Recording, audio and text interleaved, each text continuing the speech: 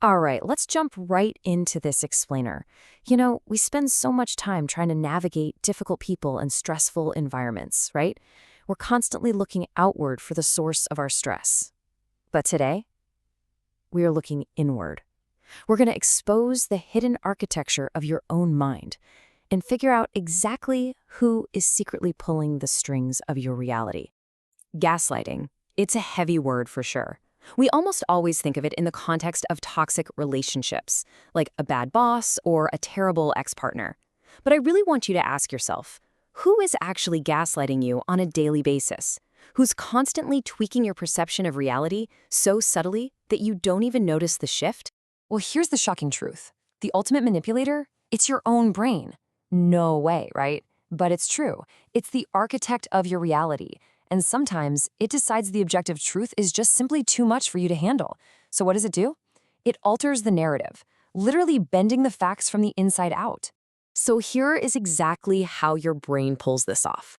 We'll be looking at the brain's safety illusion, mechanism 1, denial, mechanism 2, projection, mechanism 3, displacement, and finally, how we can go about breaking the control. Let's kick things off with section 1. The brain's safety illusion, or gaslighting for survival. So look, a psychological defense mechanism isn't just some dry textbook biological function. It is a desperate internal gaslighting campaign. Your brain's primary job is survival, plain and simple. But it can't always tell the difference between a literal physical predator and a severe psychological threat to your ego. So to protect you from an overwhelming internal system crash, it deploys these mechanisms to literally gaslight itself into feeling safe. It's wild. Moving on to section 2. Mechanism 1, denial, the first defense. Denial is basically your brain's most blunt instrument. It absolutely does not negotiate with reality, it just hits the delete button. It's the psychological equivalent of putting your fingers in your ears and humming loudly. Whether it's a mountain of credit card debt or a glaring red flag in a new relationship, the brain simply refuses to process the data, which stops you from even acknowledging there's a problem to solve in the first place. And you can see right here, there is a staggering gap between the uncomfortable reality staring you in the face and the comforting, gaslit version your brain is forcing you to believe, which, let's be honest, is usually just, hey, everything is totally fine. And remember, this isn't you just being stubborn. This is an active mental blind spot so massive that you can walk right past a disaster and genuinely feel nothing but peace. All right, let's look at section 3, mechanism 2, projection, shifting the blame. Now, if denial is deleting reality, projection is actively throwing it at someone else. It's taking your own unacceptable feelings and falsely attributing them to another person. Imagine you harbor this deep-seated insecurity about your work performance. Instead of facing that uncomfortable feeling, your mind plays a trick on you. Suddenly, you're absolutely convinced your coworker is overly critical and out to get you. It takes your internal threat, packages it up, and makes it an external enemy. Your brain simply can't tolerate the weight of its own internal discomfort. So the narrative shifts entirely to, it's their fault, not mine. You suddenly become the innocent victim in your own mental movie. And this completely dictates your interactions.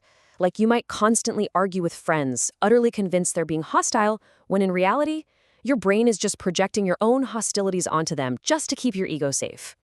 This brings us to section 4, mechanism 3, displacement. Redirecting the threat. Displacement acts like a psychological lightning rod. It redirects your reaction from a truly dangerous threat to a much safer target.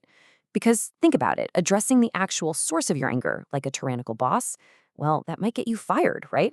So your brain artificially relieves the pressure by tricking you into snapping at your barista or arguing with your spouse over absolutely nothing. The emotion is very real, but the target, it's a complete fabrication.